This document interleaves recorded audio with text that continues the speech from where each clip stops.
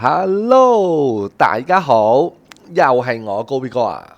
係時間提醒大家飲水啦，增添智慧，增添水分，智慧如水啊！好啦，今日高 B 哥咧同大家講下咧，呢個係前國務卿布林肯啊，喺呢較早時間咁啊就做咗個訪問，咁啊喺呢個 Bloomberg 咧叫做 Big Talk 啊一個嘅訪問，咁啊上次咧又係 Big Talk 咧有另一位嘅人士咧就接受咗訪問。每一次個訪問咧都幾精彩，因為唔知點解咧，佢哋咧下下咧上到去咧，可能咧落咗嚟之後咧，個人咧願意講真話，咁所以咧高 B 哥咧要同大家分享，因為咧一陣間咧我會咧連接住咧放埋一條咧佢哋嘅訪問嘅影片，咁啊有晒咧中英文字幕咁噶嚇，咁啊大家咧可以咧睇住個字幕去咧聽佢講乜嘢。咁嗰度成30分鐘有多㗎，不過咧實在咧太過精彩，所以咧我就唔想斬開兩段，同埋咧一定要咧放嗰個片段上嚟俾大家睇，因為咧我唔想咧扭曲人哋嘅意思啊。咁啊高 B 哥咧同大家咧就總結下條片裏邊咧，大約我睇到幾個點，咁我唔講晒啦嚇，費事咧喺度咧即係透露啊劇透啊佢個內容俾你聽。第一樣嘢咧就係咩咧？第一樣嘢咧，呢條影片咧，如果你聽得明晒嘅話咧，你就會明白咧好多政治操作嘅嘢係點樣。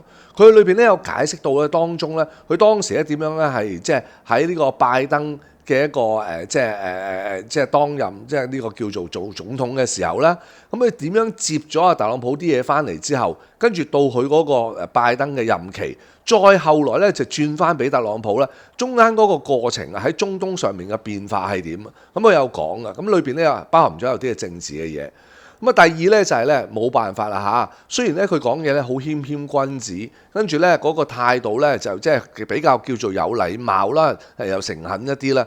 但係咧的而且確裏邊咧都係蘊含咗一啲咧美國至上啊，俾美國優先啊，美國霸權霸主嗰種嘅心態，一定咧就係由佢規劃成個世界係點樣行點樣走噶。OK， 咁啊亦都咧已經有透露咗就係話，如果咧我哋退出呢個霸權咧，就會俾中國咧就會霸佔我哋個空白噶啦。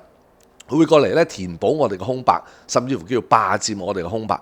咁即係話咧喺佢個腦裏邊咧，都仲係咧一定要一個世界裏邊咧係咧單邊嘅，就唔係咧多邊制嘅。OK， 呢個咧佢咧係忍唔到頂唔住噶。咁可能咧冇辦法啦，受嗰個教育咧到而家50幾60幾歲，50幾60歲啦。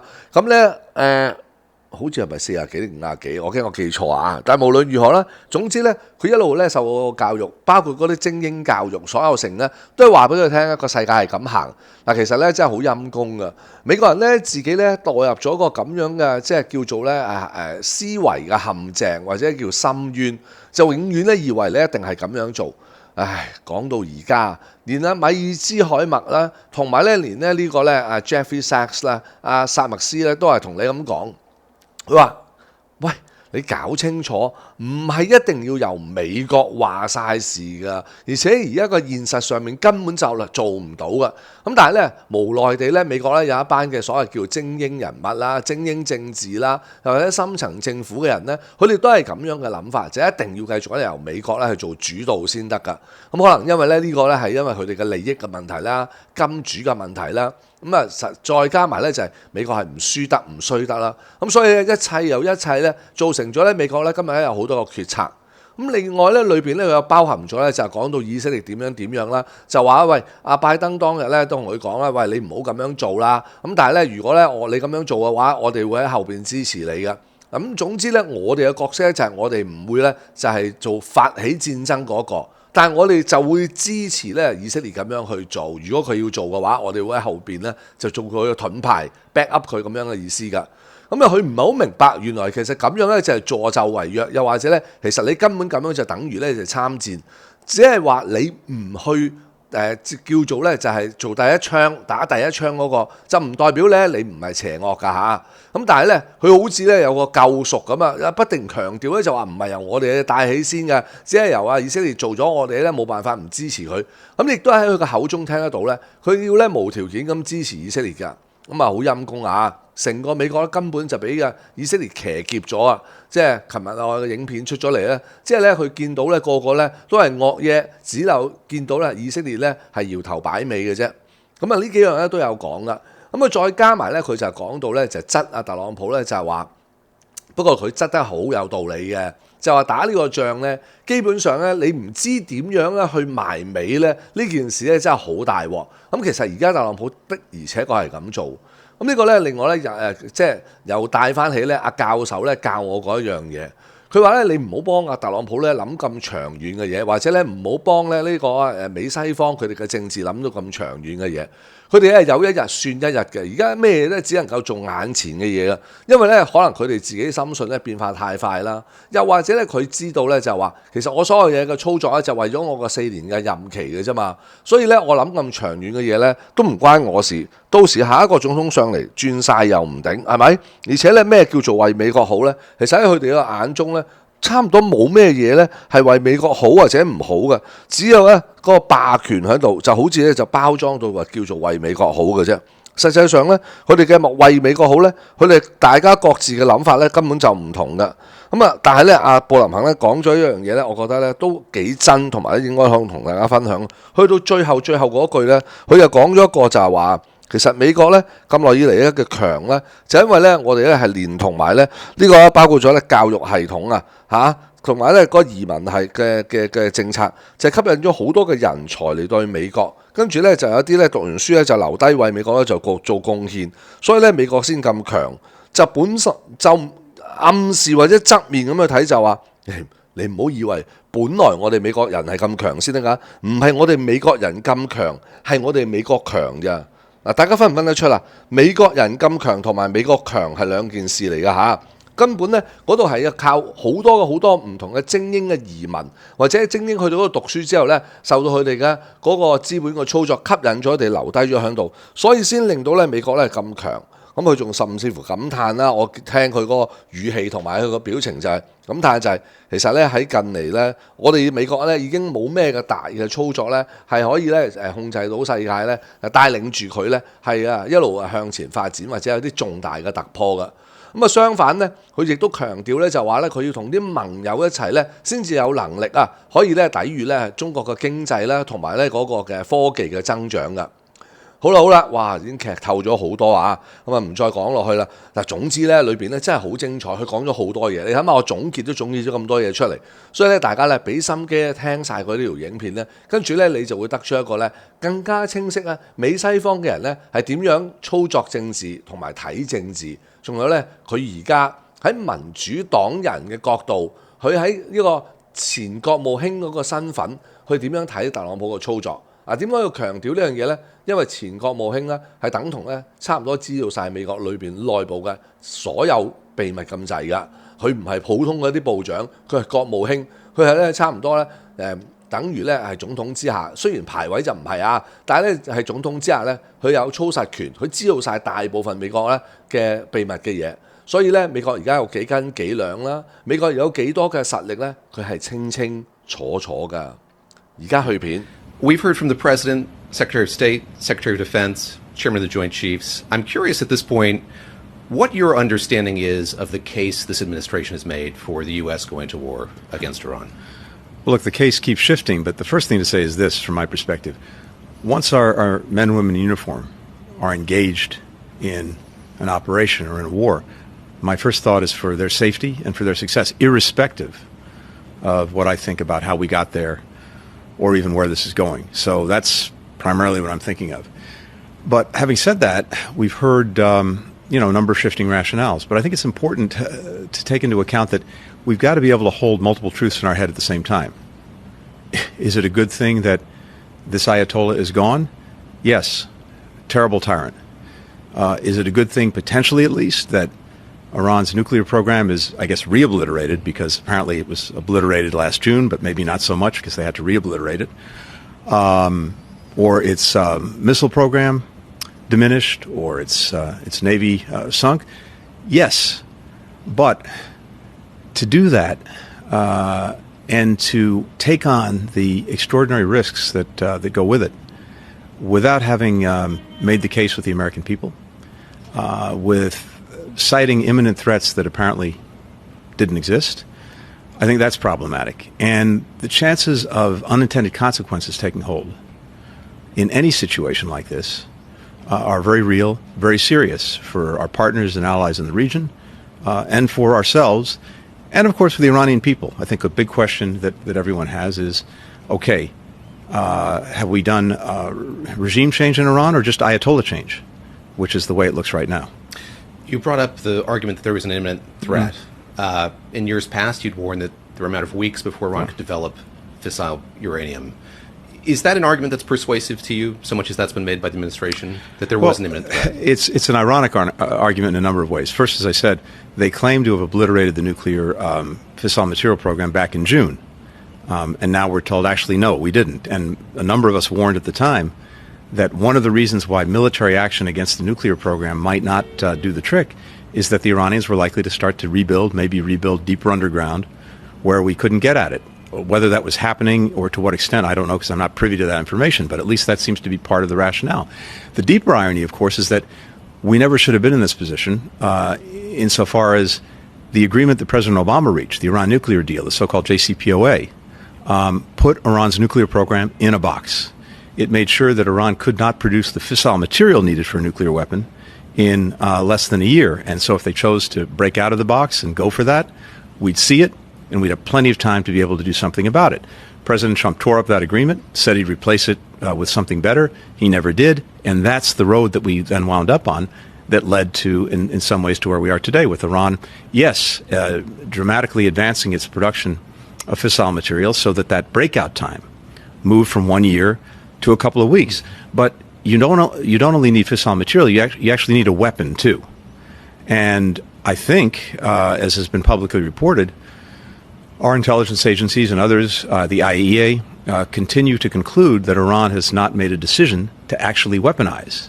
If and when they do, or if and when they did, most estimates had that timeline at a couple of years. There are different kinds of weapons, less sophisticated ones you could build on a quicker timeline. But the bottom line is that on the nuclear side, there was no imminent threat. There was, though, the fact that, yes, in terms of fissile material production, they'd gone from the Obama deal, more than a year, to a few weeks. The Supreme Leader, who's been killed, of course, warned in the run-up to this that if there were U.S. strikes, the U.S. risked a wider regional war. How has what's played out over these last few days, how does that compare to what you expected would happen here? I imagine in your old jobs, there were planning meetings and war games in which you kind of try to figure out what might happen here. As we see this war widen, is that in keeping with what you expected when you heard the Supreme Leader warn of that? Well, look, it's certainly something that should have been anticipated. And what's one of the striking features so far is that Iran has launched far more missiles and far more drones at the Arab countries in the Gulf and in the region than it has even at Israel, disproportionately so. And in part, that's because we have bases and a presence there, but they've gone beyond that. They've gone at infrastructure that these countries have, the oil infrastructure. They want to try to inflict so much pain that we can't sustain the effort. And that's something that should have been anticipated. And David, I think we're looking at a couple of things going forward in terms of where does this go and how does this end. And it seems to me that there are two critical factors to look at: markets and munitions. Markets. Where are the oil markets? Where's the stock market? Where's the bond market? I know President Trump is very attentive to those. And if they go in a southerly direction and stay that way, or in the case of oil, in a northerly direction, that's going to be possibly a limiting factor. Then munitions. There's really a race on to figure out who expends their munitions first and fastest. The Iranians put us in a position where we've used up a lot of interceptors to deal with defense, or even our offensive missiles to take out their launchers, or conversely, did they run out and we still have what we need? I don't know the numbers here. I'm not privy to that, but it is something we have to be very, very attentive to, because these things are not in infinite supply. The production times are very long. And, of course, we're also using in many cases, very expensive weapons to take down $20,000 drones.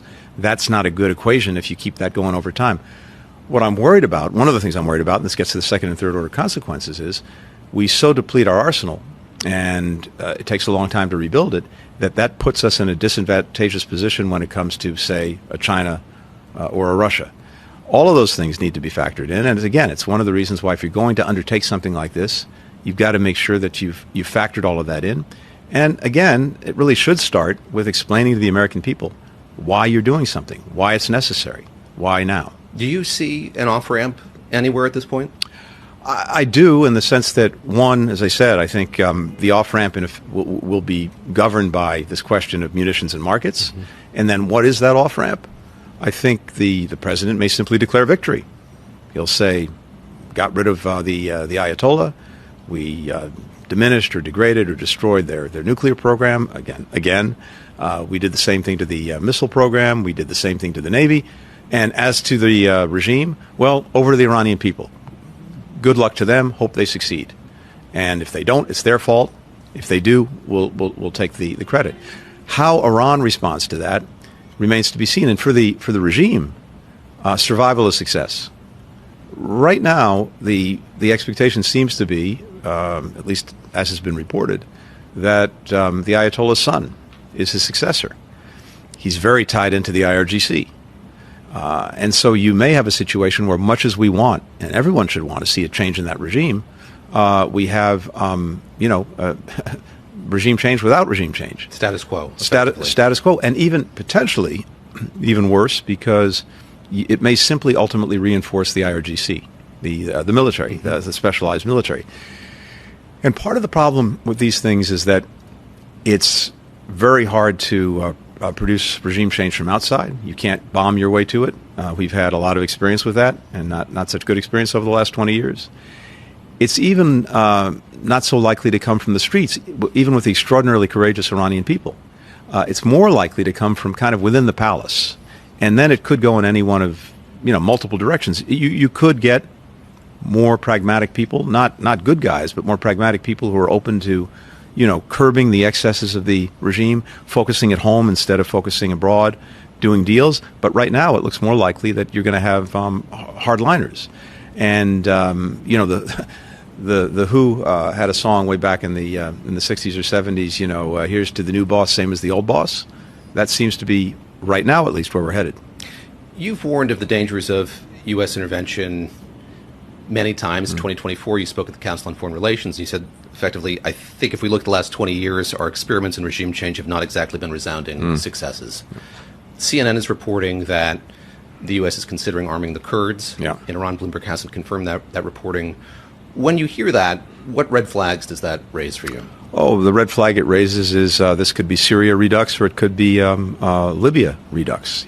You could see the country fracturing, imploding, or even exploding with refugees and migration, with the exporting of some of their problems, with extremist groups taking hold in one part or another.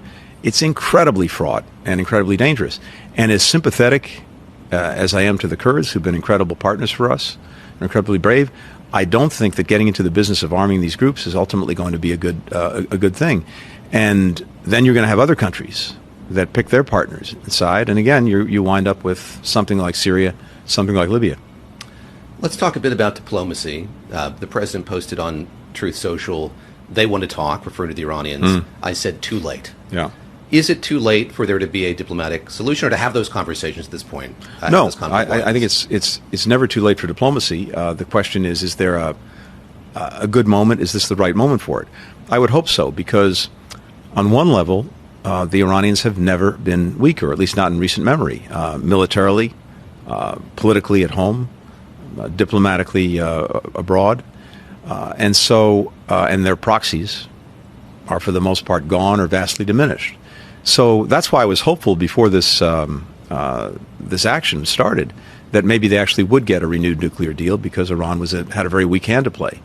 I think there is a possibility of doing that.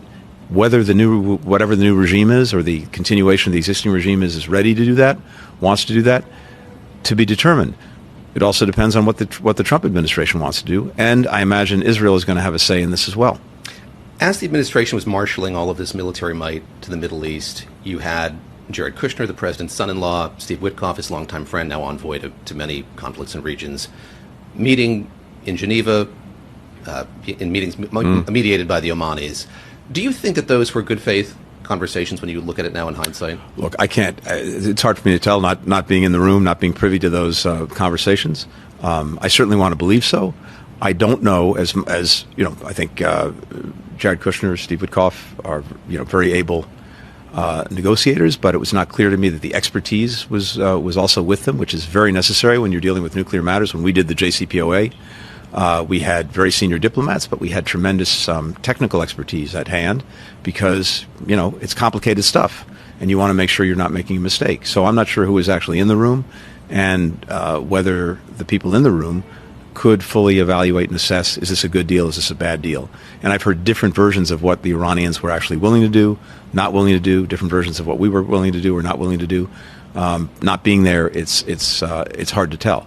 But, David, when President Trump tore up the JCPOA back in the day, first term, he said he wanted to replace it with a better deal. And I think there was actually an opportunity to do that because Iran was in so much of a weaker position now than it was back when President Obama negotiated the deal.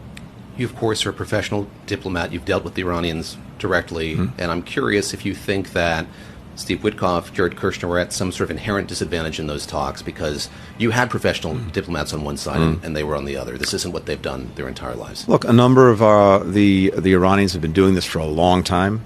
And when we change administrations, we change out the people who are doing these issues. And there's a certain learning curve, and you have to get up to speed and become genuinely expert in things. Again, that's why I think it's so important to make sure that you have the experts with you, because they're the continuity. The Iranians have continuity because it's usually the same cast of characters, the same guys that have been doing this for a long time. Aranchi, the foreign minister, was Zarif's, the then foreign minister's deputy back then, so he knows what he's doing. You've noted in the past that during war games, something's come up where if there were to be this kind of chaos in Iran, the regime might move uranium to different places across the country. And going back to what you were talking about a moment ago, the prospects of there being a Libya-esque or Syria-esque civil war, how worried should we be about that nuclear material being effectively scattered across this country and there being next to no accountability for A, where it is, and B, into whose hands it falls? Yeah, dude, I think that's a real concern. I would assume that the remaining material, and again, I don't know, we've seen lots of reports that it's likely that they were able to preserve, safeguard a lot of uranium, but I don't know that for a fact.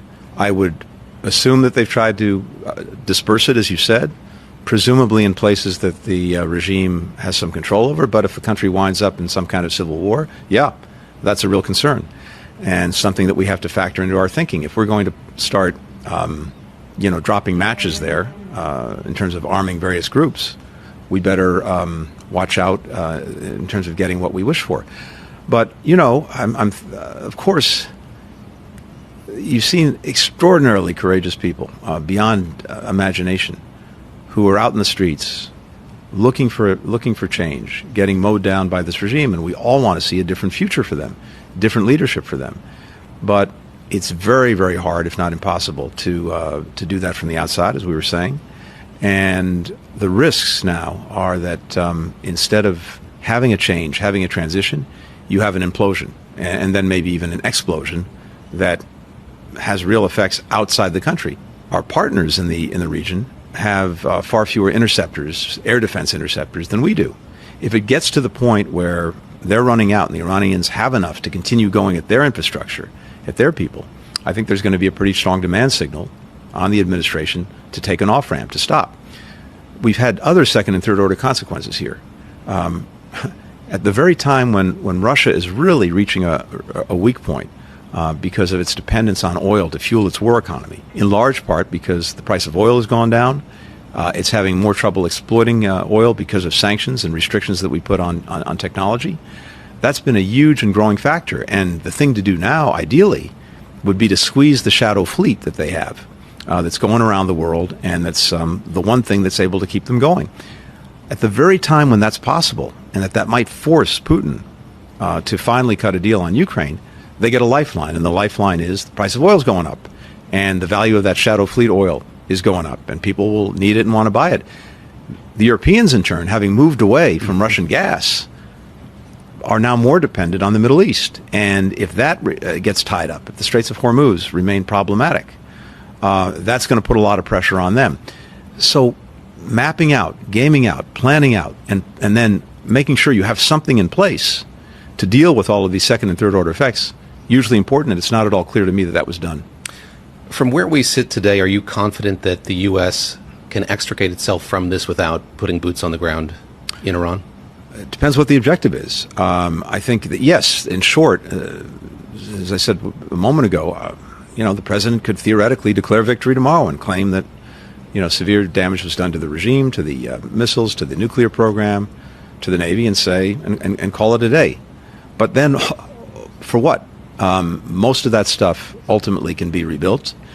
And absent a change in the governance in the regime, which right now, in this moment, doesn't seem to be forthcoming, huge risk, without the support of without in effect, the buy-in from the American people, that leaves us actually potentially for some time in a strategically weakened position with regard, for example, to China or Russia, because our own stockpiles of critical long-range precision-guided weapons are down. Our air defense stockpile interceptors is down. That's hugely questionable. But I think that is an off-ramp that's available to the president if he wants to take it. As you've pointed out, President Trump pulled out of the Iran nuclear deal during his first term.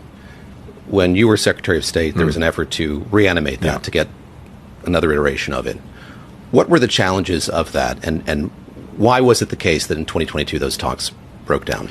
Look, we tried very hard to get back to the deal, but at that point in time, and especially with the passage of time, there were two things that were critical. One was that, of course, the Iranians, not without reason, said, "How can we trust anything? We can do a deal, and then, maybe the President Biden's successor does exactly what President Trump does." So there was a limiting factor there. But the bigger limiting factor was getting the Iranians to agree to terms that we deemed necessary and sufficient to make the deal the right deal to do. And in particular, re-extending the timelines, the constraints that the original deal had in them on the nuclear program. We couldn't get to where we thought we needed to be to make it worthwhile. And we were doing it in partnership, in very close partnership, with our European friends and allies, with the French, with the British, with the Germans, with the European Union, something that hadn't been the case in the immediate previous years. And I think we all agreed that the deal that the Iranians were willing to sign on to was simply not adequate. I wish we could have gotten there, but more than that, I wish that President Trump had not torn up the original deal. We'd be in a very different position and a very different world. I want to ask you about something that your successor said this week. Secretary of State Marco Rubio was talking about the motivations for this war. He said Israel was planning attacks that could lead to reprisals on American troops, so the U.S. had to get involved militarily. He since walked that back a bit. But what does that say to you about the relationship between the U.S. and Israel and the influence that the U.S. has over Israeli policy?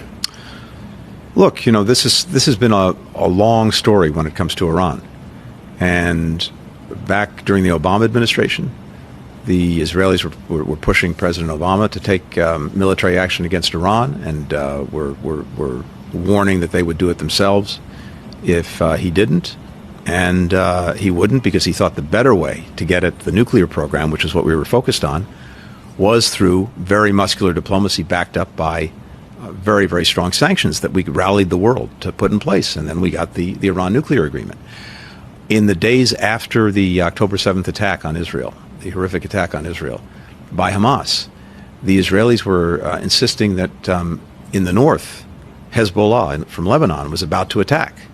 And they wanted to strike preemptively against Hezbollah. And President Biden said, look, we're with you, we'll always be with you in defending Israel, and if you're attacked, we're there, but we're not there if you're going to start something.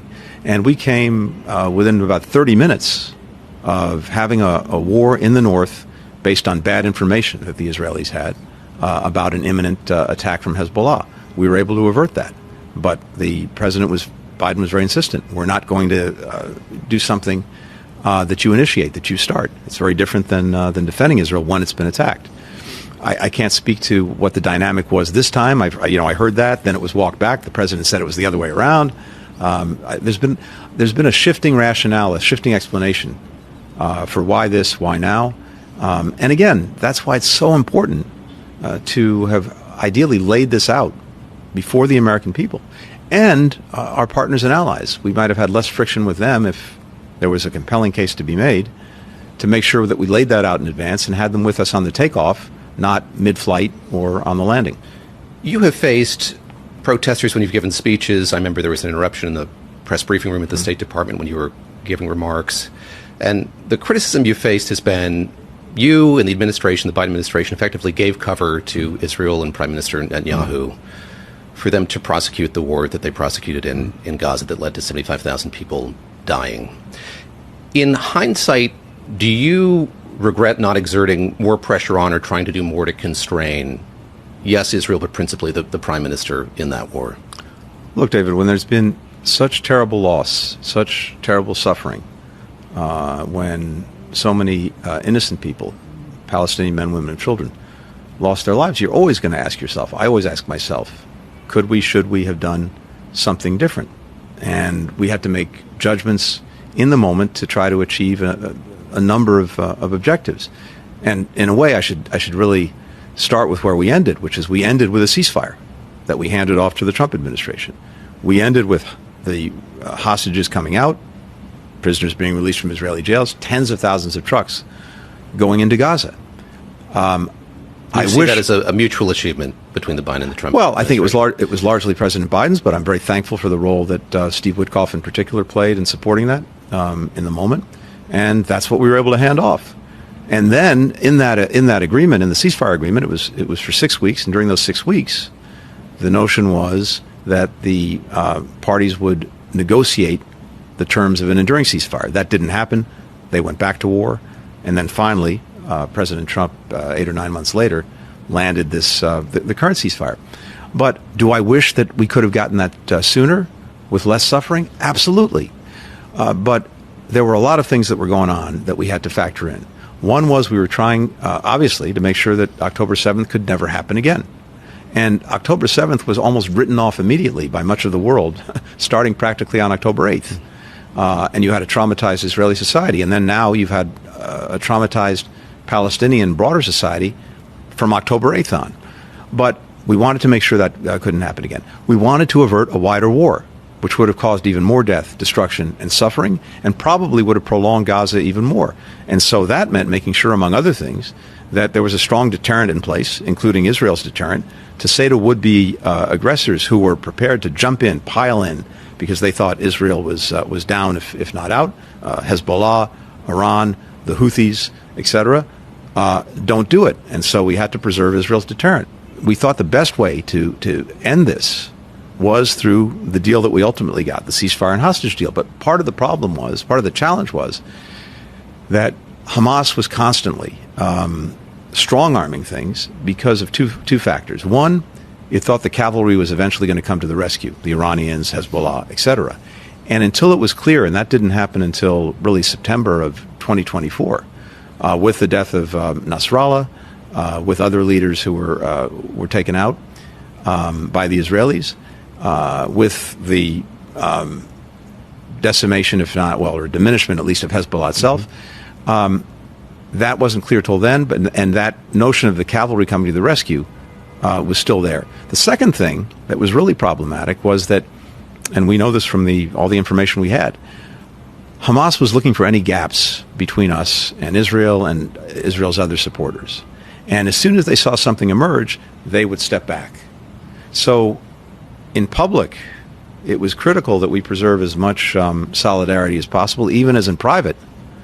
We were hammering them every single day on humanitarian assistance for Palestinian people, on civilian casualties. And of course, they were operating in a unique environment where Hamas was hiding among and below all of the civilian infrastructure and civilians themselves in schools and mosques and hospitals. That doesn't excuse some of the actions that Israel took in trying to get at Hamas, not at Palestinians, but it is necessary to understand that was part of the environment.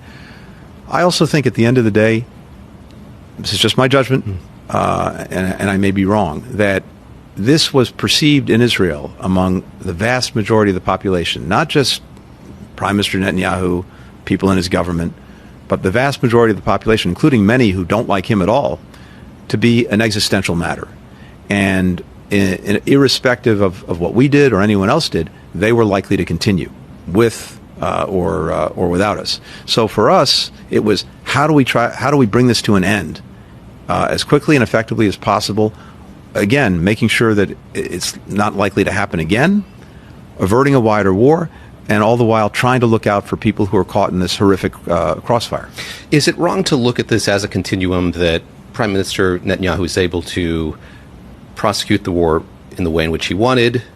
That led him to feel emboldened enough to take these strikes in concert with the United States. Certainly, there's a profound connection there, because I think in the past he has probably been reluctant to go at Iran directly because of the threat of retaliation, a response from Hezbollah. But with Hezbollah vastly diminished, even though they did respond, not in such a significant way. And by the way, something truly remarkable: the president, the prime minister of Lebanon, denounced Hezbollah for getting into this and firing it at Israel. That's remarkable. But for sure, I think the Israelis, yes, were in a position where something they hesitated to do in the past, that is direct confrontation with Iran because of the likelihood that others would get in and go at them, that was taken away. And that did open the door to them doing what they've done. I want to wrap up with where this leaves us, where this leaves the world. And Prime Minister Mark Carney of Canada spoke recently, and he said this is just another example of what he's talked about before, this rupture in the global order. Yeah. That's happened on two counts here. There have been two failures, the first of which was the multilateral institutions that we've relied on weren't able to constrain Iran effectively. That's one. The second is you have the U.S. and Israel now going it together without the consent of the UN or other multilateral institutions. Do you agree with him as he talks about the way that hegemony, the global order, has changed? Look, we're very much at an inflection point in the global order, in the rules-based order that we spent 80 years building up, and that was premised on one, I think, profound insight, and that was enlightened self-interest, the notion that the success and strength of others would be our own as well. And we were able to build a system that avoided other countries ganging up against us, as is usually the case when one country rises above the others. We had new markets for all the stuff we wanted to sell. We had new partners to deal with different conflicts, different problems. We had new allies to deter aggression, especially with NATO. And now that system is being put in the, for now at least, in the dustbin and being replaced with, there are different versions of this. Some people believe that the president's engaged in going back to a kind of spheres of influence world where the Russians do what they want in their part of the world, the Chinese do what they want, except maybe on the economic issues in their part, and we do what we want to do in our part, particularly in the Western Hemisphere. And then you've got these problematic areas that are dealt with by force. That's a profound thing, and that's what's happening now. But I think at the same time, and this is what's maybe most frustrating of all in the Middle East, is that there's also an extraordinary opportunity. If, very big if, this does produce some kind of real change in Iran, then you have the prospect of a region that heads in a very different direction, that is integrated with its people, it's moving back and forth, its economy is integrated, greater success, greater prosperity for folks. But there remains one catch to that vision besides how Iran resolves, and that's the question of Israelis and Palestinians. The truly big vision right now would be to actually resolve that question, not to try to put it under the rug yet again. The bottom line is this. There are roughly 7 million Jews in Israel. There are about 2 million Arabs, 5 million Palestinians between the West Bank and Gaza. No one is going anywhere, despite the efforts of some on both sides to make that happen. And so tell me how this ends. I don't see how this ends without some kind of genuine political accommodation that realizes the rights of Palestinians. This is the moment for that big vision, because that brings with it something incredibly powerful. Normalization of relations between Israel and Saudi Arabia, and then potentially other countries will follow suit, from Qatar to Indonesia. And then if the Iranian problem is diminished, and Iran really has to face a choice between being a pariah gadfly or mending its ways, I think that's the most likely way we're actually going to see real change.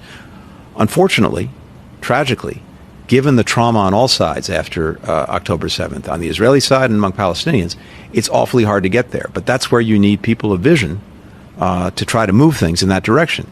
There is actually an opportunity to do that. I worry that that opportunity will not be seized, and we're going to just see a continuation among Israelis and Palestinians.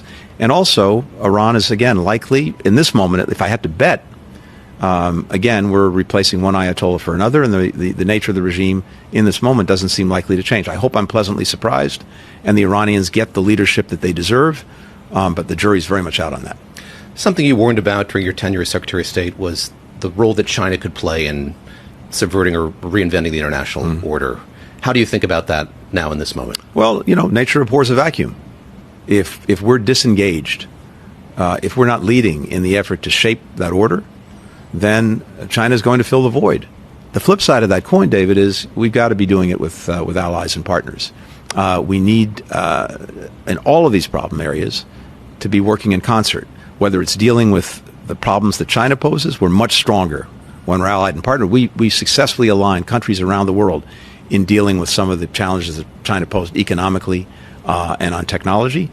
When we're dealing with China alone, we're 20 or 25% of world GDP. When we're aligned with the Europeans, with Japan, Korea, India, we're suddenly 50 or 60%. That's a lot harder, bigger weight that China has to account for. Last question is, what this war in Iran means for President Trump's other ambitions, be that Cuba, be that Greenland, continued project in Venezuela. How do you think about what this may or may not lead to? Well, in some ways, Iran's the outlier because these other areas that you just mentioned are all within what would be our so-called sphere of influence. And that's why I said, before, what we're seeing is at least is one of the shifts I think we're seeing is the president seems to see the world in terms of these spheres of influence, and anything within our sphere we should in one way or another control. And there's kind of a very 19th century view that actually controlling the territory is the most important thing. Never mind that there's absolutely no need to do that. I mean, in the case of Greenland, simply asking would have gotten the right answer in terms of putting more military forces there or striking deals on their raw materials. But that world, the spheres of influence world, where the big guys on the block, and it is guys in this view, get to do what they want in their area. That's the way things were for much of the latter part of the 19th century, but it didn't end well. We ultimately end up with World War I. I'm equally concerned, David, with another alliance that's been shattered, and that's an internal alliance. When we started the 20th century, there was not a major pursuit of science in which the United States led the world. By the time we got to the 21st century, there was not a major pursuit in science and technology where the United States did not lead the world. That didn't happen by accident. It happened because we built an alliance between the federal government, universities, research institutions, national labs. The amount of GDP that we dedicated to research and development went from about 1.5% after World War II to, by the time President Biden left office, 3.5%. And that produced extraordinary innovation coupled with this welcome mat for the best and brightest from around the world who would do their studies here, attracted by being with the best and brightest and an open system. Then they stayed around and created things that made us a leader in all of these fields, which redounded to our economy and redounded to our national security. As that system is being blown up, I think that may be the biggest threat of all. If we lose that, we lose a lot. Mr. Secretary, thank you very much. Great to be with you.